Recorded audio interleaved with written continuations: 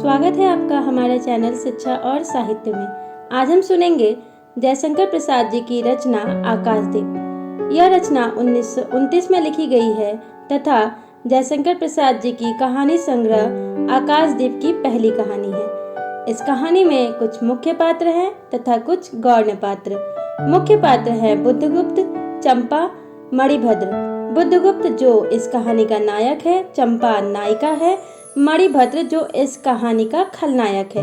गौण पात्र है जया जो एक सेविका है। इस कहानी में प्रेम और कर्तव्य के अंतर्द्वंद का चित्रण है। तो चलिए देखते हैं कि कहानी की नायिका चंपा प्रेम और कर्तव्य में से किसे चुनती है। कहानी कुछ इस प्रकार से आरंभ होती है। चंपा कहती है, बंदी क्या है? सोने दो। मुक्त होना चाहते हो? अभी नहीं, निद्रा खुलने पर। चुप रहो। फिर अवसर ना मिलेगा। बड़ा शीत है, कहीं से एक कंबल डालकर कोई शीत से मुक्त करता। आंधी की संभावना है, यही अवसर है। आज मेरे बंधन शिथिल हैं। तो क्या तुम भी बंदी हो? हाँ, धीरे बोलो। इस नाव पर केवल 10 नाविक और प्रहरी हैं। शस्त्र मिलेगा? मिल जाएगा। पोत से संबद्ध रज्जू काट सकोगे? हाँ। समुद्र में हिलोरें उठने लगी। दोनों बंदी आपस में टकराने लगे। पहले बंदी ने अपने को स्वतंत्र कर लिया, दूसरे का बंधन खोलने का प्रयत्न करने लगा। लहरों के ढक्के एक दूसरे को स्पर्श से पुलकित कर रहे थे। मुक्ति की आशा, स्नेह का असंभावित आलिंगन, दोनों ही अंधकार में मुक्त हो गए। दूसरे बंदी ने हर्षातिरेक से उसको गले लगा लिया। सहसा उस बंदी ने कहा, यह क्या, तुम स्त्री हो? तो क्या स्त्री होना कोई पाप है? अपने को अलग करते हुए स्त्री ने कहा। शस्त्र कहाँ है तुम्हारा? तुम्हारा नाम? चंपा। तारक खचित नील अंबर और समुद्र के अवकाश में पवन उधम मचा रहा था। अंधकार से मिलकर पवन दुष्ट हो रहा था। समुद्र में आंदोलन था। नौका लहरों में विकल थी। स्त्री सतर्कता से लुढ़कने लगी। एक मतवाले नाविक के शरीर से टकराती हुई सावधानी से उसका कृपाण निकालकर फिर लुढ़कते हुए बंदी के समीप पहुंच गई। सहसा पोत से पथ प्रदर्शक ने चिल्लाकर कहा, आंधी! आपत्ति सूचक तुरंत बजने लगा। सब सावधान होने लगे। बंदी युवक उसी तरह पड़ा रहा। किसी ने रस्सी पकड़ी, कोई पाल खोल रहा था, पर युवक बंदी धुलक कर उस रज्जू के पास पहुंचा जो पोत से संलग्न थी। तारे ढक गए, तरंगे उद्वेलित हुई, समुद्र गरजने लगा। भीषण आंधी पिशाचिनी के समान नाव को अपने हाथों में लेकर कंदुक, कीड़ा और अट्टहास करने लगी। एक झटके के साथ ही नाव स्वतंत्र थी। उस संकट में भी दोनों बंदी खिलखिलाकर हंस पड़े। आंधी के हाहाकार में उसे कोई न सुन सका। अनंत जलनिधि में उषा का मधुर आलोक फूट उठा। सुनहली किरणों और लहरों की कोमल सृष्टि मुस्कुराने लगी। सागर शांत था। तभी नाविकों ने देखा, पोत का पता नहीं, बंदी मुक्त है। नाविक ने बुद्धगुप्त से पूछा, तुमको मुक्त किसने किया? कृपा दिखाकर बुद्धगुप्त ने कहा, इसने। भीषण घात प्रतिघात आरंभ हुआ। दोनों कुशल, दोनों त्वरित गति वाले थे। बड़ी निपुणता से बुद्धगुप्त ने अपना कृपाण दांतों से पकड़कर अपने दोनों हाथ स्वतंत्र कर लिए। चंपा भय और विस्मय से देखने लगी। नाविक प्रसन्न हो गए, परंतु बुद्धगुप्त ने लाघव से नायक का कृपाल वाला हाथ पकड़ लिया और विकट हुंकार से दूसरा हाथ कटी में डाल उसे गिरा दिया। दूसरे ही क्षण प्रभात की किरणों में बुद्धगुप्त का विजयी कृपाण हाथों में चमक उठा। नायक की कातर आंखें प्राण भिक्षा मांगने लगी। तभी बुद्धगुप्त ने कहा, बोलो, अब स्वीकार है कि नहीं? नायक ने कहा, मैं अनुचर हूँ। वरुण देव की शपथ, मैं विश्वासघात नहीं करूँगा। बुद्धगुप्त ने उसे छोड़ दिया। चंपा ने युवक जलदस्यु के समीप आकर उसके छत्रों को अपने स्निग्ध दृष्टि और कोमल करों से वेदना विहीन कर दिया। बुद्धगुप्त के सुगठित शरीर पर रक्त बिंदु विजय तिलक कर रहे थे। विश्राम लेकर बुद्धगुप्त ने पूछा, हम लोग कहाँ होंगे? बाल द्वीप से बहुत दूर, संभवतः एक नवीन द्वीप के पास, जिसमें अभी हम लोगों का बहुत कम आना जाना होता है। सिन्हल के वाड़िकों का वहाँ प्राधान्य है। कितने दिनों में हम लोग वहाँ पहुँचेंगे? अनुकूल पवन मिलने पर 2 दिन में, तब तक के लिए खाद्य का अभाव ना होगा। सहसा बुद्धगुप्त ने नाविकों को दाड़ लगाने की आज्ञा दी और स्वयं पतवार पकड़कर बैठ गया। बुद्धगुप्त के पूछने पर उसने कहा, यहाँ एक जलमग्न शैलखंड है, सावधान ना रहने से नाव टकराने का भय है। तुम्हें इन लोगों ने बंदी क्यों बनाया? वणिक मणिभद्र की पाप वासना ने। तुम्हारा घर कहाँ है? तभी चंपा कहती है, जाह्नवी के तट पर। चंपा नगरी की एक क्षत्रिय बालिका हूँ। पिता इसी मणिभद्र के यहाँ प्रहरी का काम करते थे। माता का देहावसान हो जाने पर मैं भी पिता के साथ नाव पर ही रहने लगी। 8 बरस से समुद्र ही मेरा घर है। तुम्हारे आगमन के समय मेरे पिता ने ही 7 दस्युओं को मारकर जल समाधि ली। 1 मास हुआ मैं इस नील नभ के नीचे नील जल निधि के ऊपर एक भयानक अनंतता में निस्सहाय हूँ, अनाथ हूँ। मणिभद्र ने मुझसे एक दिन घृणित प्रस्ताव किया था। मैंने उसे गालियाँ सुनाई। उसी दिन से बंदी बना दी गई। चंपा रोज से जल रही थी। मैं भी ताम्रलिप्ति का एक क्षत्रिय हूँ चंपा, परंतु दुर्भाग्य से जलदस्यु बनकर जीवन बिताता हूँ। अब तुम क्या करोगी? मैं अपने अदृष्ट को अनिर्दिष्ट ही रहने दूंगी, वह जहाँ ले जाए। चंपा की आंखें निस्सीम प्रदेश में निरुद्देश थी। किसी आकांक्षा के लाल डोरे न थे। धवल अपांगों में बालकों के सदृश विश्वास था। हत्या व्यवसायी दस्यु भी उसे देखकर कांप गया। उसके मन में एक संभ्रमपूर्ण श्रद्धा यौवन की पहली लहरों को जगाने लगी। समुद्र वक्ष पर विलंबमयी राग रचित संध्या थिरकने लगी। चंपा के असंयत कुंतल उसकी पीठ पर बिखरे थे। दुर्दांत दस्यु ने देखा अपनी महिमा में अलौकिक एक तरुण बालिका। वह विस्मय से अपने हृदय को टटोलने लगा। उसे एक नई वस्तु का पता चला, वह थी कोमलता। उसी समय बुद्धगुप्त ने कहा, हम लोग द्वीप के पास पहुंच गए। बेला से नाव टकराई।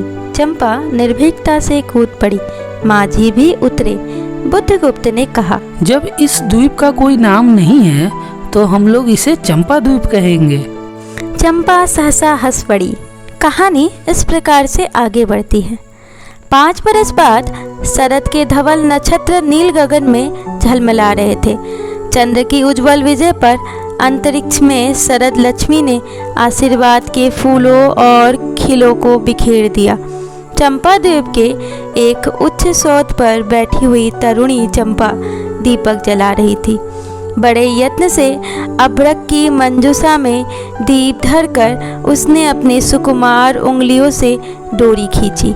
वह दीपाधार ऊपर चढ़ने लगा। भोली भोली आंखें उसे ऊपर चढ़ते बड़े हर्ष से देख रही थी। डोरी धीरे धीरे खींची गई। चंपा की कामना थी कि उसका आकाश दीप नक्षत्रों से हिलमिल जाए, किंतु वैसा होना असंभव था। उसने आशा भरी आंखें फिरा ली। सामने जल राशि का रजत श्रृंगार था। वरुण बालिकाओं के लिए लहरों से हीरे और नीलम की किरणा शैलमालाएं बन रही थी और वे मायाविनी छलनाएं अपनी हंसी का कलनाद छोड़कर छिप जाती थी। दूर दूर से धीवरों का वंशी झनकार उनके संगीत सा मुखरित होता था। चंपा ने देखा कि तरल संकुल जल राशि में उसकी कंटील का प्रतिबिंब अस्त व्यस्त था। वह अपनी पूर्णता के लिए सैकड़ों चक्कर काटता था। वह अनमनी होकर उठ खड़ी हुई, किसी को पास ना देकर पुकारा, जया। एक श्यामा युवती सामने आकर खड़ी हुई। वह जंगली थी। नील नभोमंडल से मुख में शुद्ध नक्षत्रों की पंक्ति के समान उसके दांत हंसते ही रहते थे। वह चंपा को रानी कहती थी क्योंकि बुद्धगुप्त की आज्ञा थी। तभी चंपा ने पूछा, महानाविक कब तक आवेंगे? बाहर पूछो तो। दुरागत पवन चंपा के अंचल में विश्राम लेना चाहता था। उसके हृदय में गुदगुदी हो रही थी। आज ना जाने क्यों वह बेसुध थी। तभी एक दीर्घकाल दृढ़ पुरुष ने उसकी पीठ पर हाथ रखकर चमत्कृत कर दिया। चंपा ने फिर कर देखा तथा कहा, बुद्धगुप्त। बावली हो क्या? यहाँ बैठी हुई अभी तक दीप जला रही हो? तुम्हें क्या यही काम करना है? क्षीर निधि साई अनंत की प्रसन्नता के लिए क्या दासियों से आकाश दीप जलवाऊं? हंसी आती है। तुम किसको दीप जलाकर पथ दिखलाना चाहती हो? उसको जिसको तुमने भगवान मान लिया है? हाँ, वह भी कभी भटकते हैं, भूलते हैं। नहीं तो बुद्धगुप्त को इतना ऐश्वर्य क्यों देते? तो बुरा क्या हुआ इस द्वीप की अधीश्वरी चंपा रानी? तभी चंपा कहती है, मुझे इस बंदीगृह से मुक्त करो। अब तो बाली, जावा और सुमात्रा का वाणिज्य केवल तुम्हारे ही अधिकार में है, महानाविक बुद्धगुप्त। परंतु मुझे उन दिनों की स्मृति सुहावनी लगती है जब तुम्हारे पास एक ही नाव थी और चंपा द्वीप के उपकूल में प्रणय लाद कर हम लोग सुखी जीवन बिताते थे। इस जल में अगणित बार हम लोगों की तरी आलोक में प्रभात में तारिकाओं की मधुर ज्योति में थिरकती थी। याद है बुद्धगुप्त, उस विजन अनंत में जब माझी सो जाते थे, दीपक बुझ जाते थे, हम तुम परिश्रम से थककर पालों में शरीर लपेटकर एक दूसरे का मुंह क्यों देखते थे? वह नक्षत्रों की मधुर छाया। तो चंपा, अब उससे भी अच्छे ढंग से हम लोग विचार सकते हैं। तुम मेरी प्राणदात्री हो, तुम मेरी सर्वस्व हो। तभी चंपा क्रोध में भर कह उठी, नहीं नहीं, तुमने दस्यु वृत्ति छोड़ दी, परंतु हृदय वैसा ही है, अकरुण, सतृष्ण और ज्वलनशील है। तुम भगवान के नाम पर हंसी उड़ाते हो, मेरे आकाश दीप पर व्यंग कर रहे हो। नाविक, उस प्रचंड आंधी में प्रकाश की एक एक किरण के लिए हम लोग कितने व्याकुल थे। मुझे स्मरण है जब मैं छोटी थी, मेरे पिता नौकरी पर समुद्र में जाते थे। मेरी माता मिट्टी का दीपक बांस की पिटारी में भागीरथी के तट पर बांस के साथ ऊंचे टांग देती थी।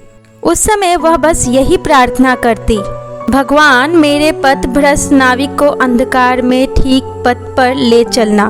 और जब मेरे पिता बरसों बाद लौटते तो कहते, साध्वी, तेरी प्रार्थना से भगवान ने संकटों में मेरी रक्षा की है। वह गदगद हो जाती। मेरी माँ, आ नाविक, यह उसी की पूर्ण स्मृति है। मेरे पिता, वीर पिता की मृत्यु के निष्ठुर कारण। जलदस्यु, हट जाओ। सहसा चंपा का मुख क्रोध से भीषण होकर रंग बदलने लगा। महानाविक ने कभी यह रूप न देखा था। वह ठठाकर हंस पड़ा। तभी नाविक कहता है, यह क्या चंपा, तुम अस्वस्थ हो जाओगी, सो रहो। कहता हुआ वह चल गया। चंपा मुट्ठी बांधे उन्मादनी सी घूमती रही। निर्जन समुद्र के उपकूल में वेला से टकराकर लहरें बिखर जाती थी। पश्चिम का पथिक थक गया, उसका मुख पीला पड़ गया, अर्थात वह बहुत उदास था। अपनी शांत गंभीर हलचल में जलनिधि विचार में निमग्न था। वह जैसे प्रकाश के उन्मलन किरणों से विरक्त था। चंपा और जया धीरे धीरे उस तट पर आकर खड़ी हो गई। तरंग से उठते हुए पवन ने उनके वसन को अस्त व्यस्त कर दिया। जया के संकेत से एक छोटी सी नौका आई। दोनों के उस पर बैठते ही नाविक उतर गया। जया नाव खेने लगी। चंपा मुग्ध सी समुद्र के उदास वातावरण में अपने को मिश्रित कर देना चाहती थी। तभी चंपा कहती है, इतना जल, इतनी शीतलता, हृदय की प्यास ना बुझी, पी सकूंगी नहीं। तो जैसे वेला में चोट खाकर सिंधु चिल्ला उठता है, उसी के समान रोदन करूं, या जलते हुए स्वर्ण गोलर सदृश अनंत जल में डूबकर बुझ जाऊं। चंपा के देखते देखते पीड़ा और ज्वलन से आरक्त बिंब धीरे धीरे सिंधु में चौथाई आधा फिर संपूर्ण विलीन हो गया। एक दीर्घ निश्वास लेकर चंपा ने मुंह फेर लिया। देखा तो महानाविक का बड़ा नाव उसके पास है। बुद्धगुप्त ने झुककर हाथ बढ़ाया। चंपा उसके सहारे बजरे अर्थात बड़ी नाव पर चढ़ गई। दोनों पास पास बैठ गए। तभी बुद्धगुप्त कहता है, इतनी छोटी नाव पर इधर घूमना ठीक नहीं। पास ही वह जलमग्न शैलखंड भी है। कहीं नाव टकरा जाती या ऊपर चढ़ जाती तो। चंपा कहती है, अच्छा होता बुद्धगुप्त, जल में बंदी होना कठोर प्राचीरों से तो अच्छा है। चंपा के ये कठोर वचन सुन बुद्धगुप्त गंभीर स्वर में कहता है, आह चंपा, तुम कितनी निर्दयी हो। बुद्धगुप्त को आज्ञा देकर देखो तो वह क्या नहीं कर सकता। जो तुम्हारे लिए नए द्वीप की सृष्टि कर सकता है, नई प्रजा खोज सकता है, नए राज्य बना सकता है, उसकी परीक्षा लेकर देखो तो। कहो चंपा, वह कृपाण से अपना हृदय पिंड निकाल अपने हाथों अतल जल में विसर्जन कर दे। महानाविक जिसके नाम से बाली, जावा और चंपा का आकाश गूंजता था, पवन थर्राता था, घुटनों के बल चंपा के सामने छलछलाई आंखों से बैठा था। सामने शैलमाला की चोटी पर हरियाली में विस्तृत जल देश में नील पिंगल संध्या, प्रकृति की सहृदय कल्पना, विश्राम की शीतल छाया स्वप्न लोक का सृजन करने लगी। उस मोहिनी के रहस्यपूर्ण नील जाल का कुहक स्फुट हो उठा, जैसे मदिरा से सारा अंतरिक्ष सिक्त हो गया अर्थात गीला हो गया। सृष्टि नील कमलों में भर उठी। उस सौरभ से पागल चंपा ने बुद्धगुप्त के दोनों हाथ पकड़ लिए। वहाँ एक आलिंगन हुआ, जैसे क्षितिज में आकाश और सिंधु का। किंतु उस परिरंभ में सहसा चैतन्य होकर चंपा ने अपने कंचुकी से एक कृपाण निकाल लिया और कहा, बुद्धगुप्त, आज मैं अपने प्रतिशोध का कृपाण अतल जल में डुबा देती हूँ। हृदय ने छल किया, बार बार धोखा दिया। चमककर वह कृपाण समुद्र का हृदय भेदता हुआ विलीन हो गया। तभी आश्चर्यचकित कंपित कंठ से महानाविक अर्थात बुद्धगुप्त ने पूछा, तो आज से मैं विश्वास करूं, क्षमा कर दिया गया? चंपा तुरंत कह उठती है, विश्वास कदापि नहीं बुद्धगुप्त। जब मैं अपने हृदय पर विश्वास नहीं कर सकी, उसी ने धोखा दिया, तब मैं कैसे कहूँ मैं तुम्हें घृणा करती हूँ, फिर भी तुम्हारे लिए मर सकती हूँ।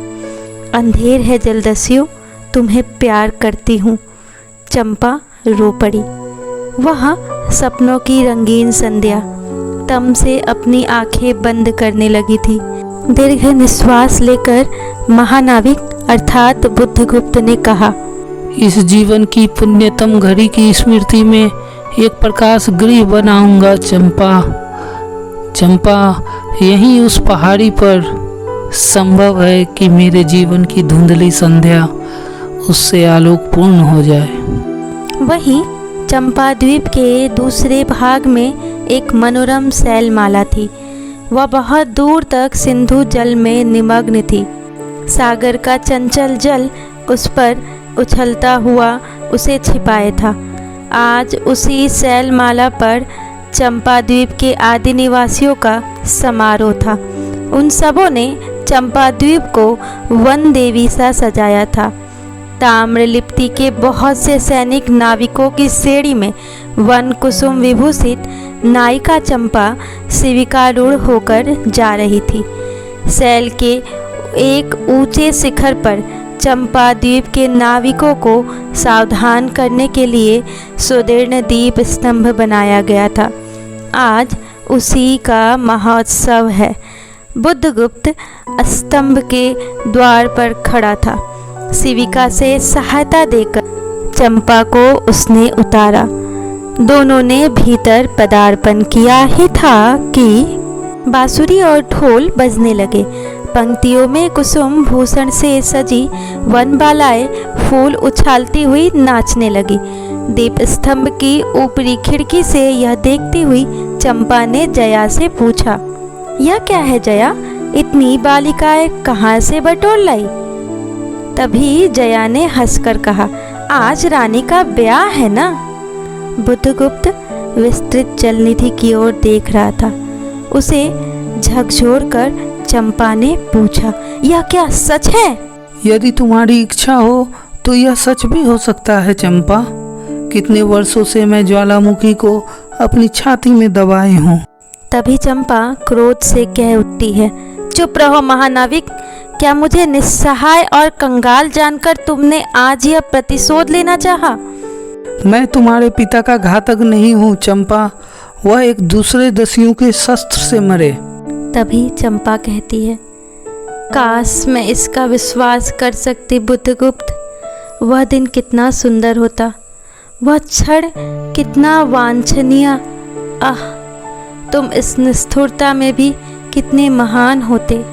जया नीचे चली गई। स्तंभ के संकीर्ण प्रकोष्ठ में बुद्धगुप्त और चंपा एकांत में एक दूसरे के सामने बैठे थे। बुद्धगुप्त ने चंपा के पैर पकड़ लिए। उच्छ्वसित अर्थात वेदना भरे शब्दों में बुद्धगुप्त कहने लगा, चंपा, हम लोग जन्मभूमि भारतवर्ष से कितनी दूर इन निरीह प्राणियों में इंद्र और शची के समान पूजित हैं, पर न जाने कौन अभिशाप हम लोगों को अभी तक अलग किए हैं। स्मरण होता है वह दार्शनिकों का देश, वह महिमा की प्रतिमा, मुझे वह स्मृति नित्य आकर्षित करती हैं, परंतु मैं क्यों नहीं जाता? जानती हो, इतना महत्व प्राप्त करने पर भी मैं कंगाल हूँ। मेरा पत्थर सा हृदय एक दिन सहसा तुम्हारे स्पर्श से चंद्रकांत मणि की तरह द्रवित हुआ। चंपा, मैं ईश्वर को नहीं मानता, मैं पाप को नहीं मानता, मैं दया को नहीं समझ सकता, मैं उस लोक में विश्वास नहीं करता, पर मुझे अपने हृदय के एक दुर्बल अंश पर श्रद्धा हो चली है। तुम न जाने कैसे एक बहकी हुई तारिका के समान मेरे शून्य में उदित हो गई हो। आलोक की एक कोमल रेखा इस निवृत्तम में मुस्कुराने लगी। पशुबल और धन के उपासक के मन में किसी शांत और एकांत कामना की हंसी खिलखिलाने लगी, पर मैं न हंस सका। चलोगी चंपा? पोतवाहिनी पर असंख्य धनराशि लाद कर राजरानी सी जन्मभूमि के अंक में आज हमारा परिणय हो, कल ही हम लोग भारत के लिए प्रस्थान करें। महानाविक बुद्धगुप्त की आज्ञा सिंधु की लहरें मानती हैं। वे स्वयं उस पोत पुंज को दक्षिण पवन के समान भारत में पहुंचा देगी। आह चंपा, चलो। तभी चंपा ने उसके हाथ पकड़ लिए। किसी आकस्मिक झटके ने एक पल भर के लिए दोनों के अधरों को मिला दिया। सहसा चैतन्य होकर चंपा ने कहा, बुद्धगुप्त, मेरे लिए सब भूमि मिट्टी है, सब जल तरल है, सब पवन शीतल है। कोई विशेष आकांक्षा हृदय में अग्नि के समान प्रज्वलित नहीं। सब मिलाकर मेरे लिए एक शून्य है। प्रिय नाविक बुद्धगुप्त, तुम स्वदेश लौट जाओ विभवों का सुख भोगने के लिए और मुझे छोड़ दो इन निरही भोले भाले प्राणियों के दुख की सहानुभूति और सेवा के लिए। तब मैं अवश्य चला जाऊंगा चंपा। यहाँ रहकर मैं अपने हृदय पर अधिकार रख सकूं, इसमें संदेह है। आह, उन लहरों में मेरा विनाश हो जाए। महानाविक बुद्धगुप्त के वेदना भरे स्वर में विकलता थी। फिर उसने पूछा। तुम अकेली यहाँ क्या करोगी? तभी चंपा वेदना भरे स्वर में कह उठी। पहले विचार था कि कभी कभी इस दीप स्तंभ पर से आलोक जलाकर अपने पिता की समाधि का इस जल से अन्वेषण करूंगी, किंतु देखती हूँ मुझे भी इसी में जलना होगा जैसे आकाशदीप। कहानी का आगे पद। एक दिन स्वर्ण रहस्य के प्रभाव में चंपा ने अपनी दीप स्तंभ पर से देखा। सामुद्रिक नावों की एक श्रेणी चंपा द्वीप का उपकूल छोड़कर पश्चिम उत्तर की ओर महाजल व्याल के समान संतरण कर रही है। उसकी आंखों से आंसू बहने लगे। यह कितनी ही शताब्दियों पहले की कथा है। चंपा आजीवन उस दीप स्तंभ में आलोक जलाती रही, किंतु उसके बाद भी बहुत दिन दीप निवासी उस माया, ममता और स्नेह सेवा की देवी की समाधि सदृश पूजा करते थे। एक दिन काल के कठोर हाथों ने उसे अपनी भी चंचलता से गिरा दिया। इस तरह से कहानी समाप्त होती है और चंपा कर्तव्य को महत्व देती है, प्रेम को त्याग देती है। इसी तरह की ज्ञानवर्धक कहानियाँ सुनने के लिए हमारे चैनल से जुड़े रहें। लाइक करना, शेयर करना और सब्सक्राइब करना बिल्कुल ना भूलें। साथ ही नई कहानियों को सुनते रहने के लिए बेल आइकन अवश्य प्रेस करें। धन्यवाद।